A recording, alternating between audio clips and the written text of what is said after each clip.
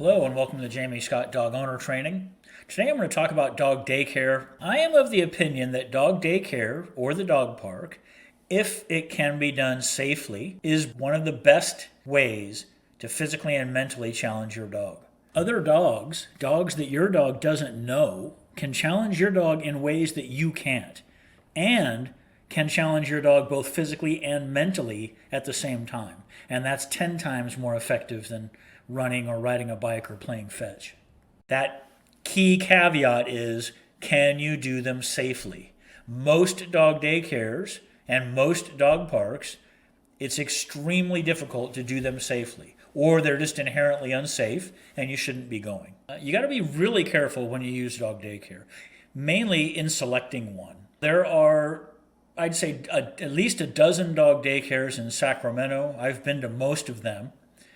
And there are only one or two that I actually trust enough and like enough to recommend or bring my dog to. Here's what you want to look for in a daycare. The first thing is you want to make sure that the area where the dogs are is big enough to accommodate the number of dogs. There's one place in Sacramento that has just tiny little indoor rooms that are just jam-packed with dogs.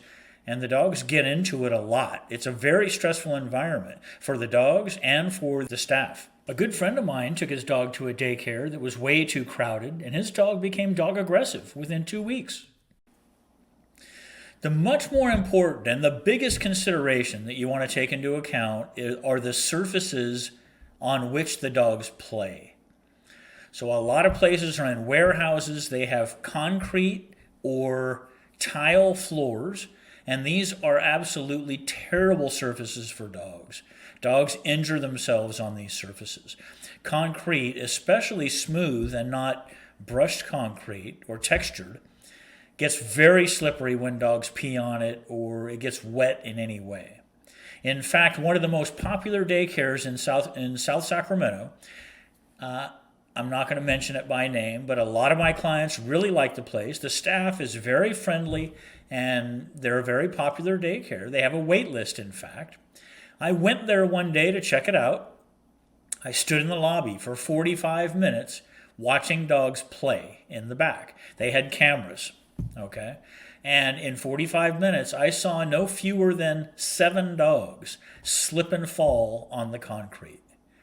So this is very dangerous. Dogs can very easily tear an ACL, which is going to cost you a couple grand to get it fixed, if you can get it fixed.